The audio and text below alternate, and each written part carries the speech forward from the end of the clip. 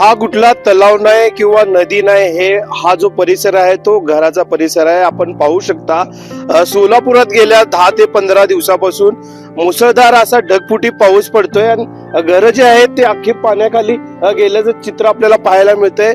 जे वृद्ध नागरिक आहेत त्यांना जे आहेत इथे गावचे तरुण जे आहेत ते या पाण्यातून घेऊन येतानाचं चित्र आपल्याला पाहायला मिळतंय.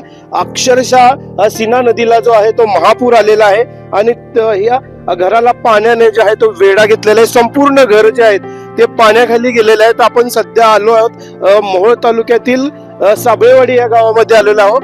इथं सीना नदी जवळूनच वाहते, 1 किलोमीटरवर सीना नदी आणि त्या सीना नदीचं संपूर्ण पाणी जे आहे त्या घरांना वेढा घातलेला आहे. आपण त्यांच्याकडून जाणून घेऊया.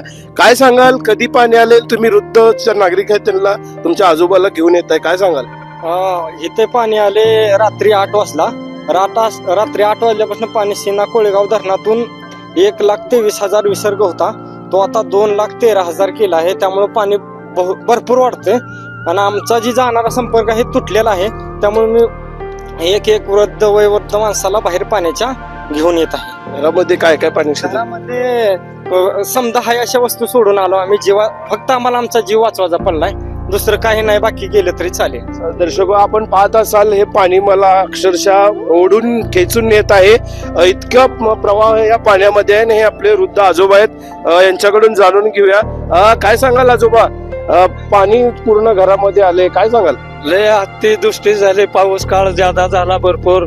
इथं नदीच्या कडेला लोकांना आमचं म्हणजे भरपूर हानी झालेली आहे आणि सध्या वाचाचं म्हणजे एकाएकी पाणी वाढायला लागले भरपूर.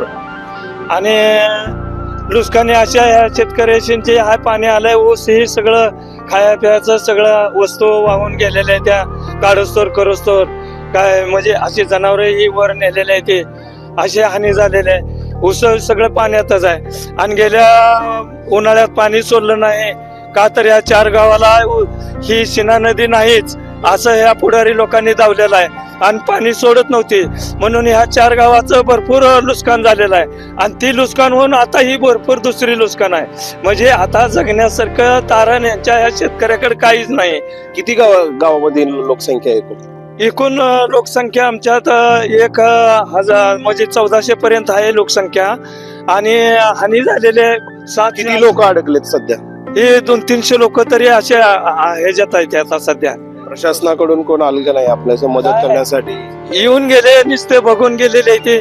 म्हणजे त्यांचं काय म्हणजे जनतेला खाया प्यायचं अजून काय पोहोचवलं म्हणजे ना वैरण नाही, म्हणजे पाणी प्यायला नाही. संपर्क तुटल्यामुळं म्हणजे भरपूर हाल चाललेला आहे यांचं.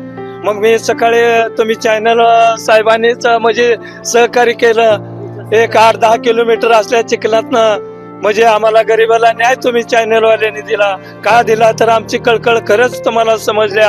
आज आपण 6-7 किलोमीटर आपण चिखलातनं रस्ता नसताना ह्याच्यातनं काट्या कुट्यातनं येऊन आमची जी तुम्ही मुलाखत घेतली, ह्याच्यामुळे मी तुमचा आमच्या गावाल्याच्या वतीनं लहान थोराच्या वतीनं धन्यवाद देतो.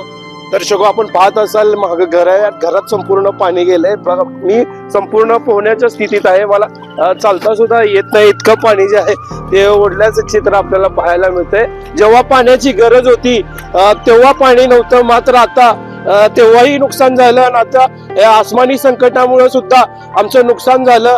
प्रशासनानं आमच्याकडे लक्ष द्यावं अशी मागणी होते. आता प्रशासन याकडे कशा पद्धतीनं पाहतं हे याकडे सगळ्यांचं लक्ष असणार आहे. रवी ढोबळे, जय महाराष्ट्र न्यूज, सोलापूर.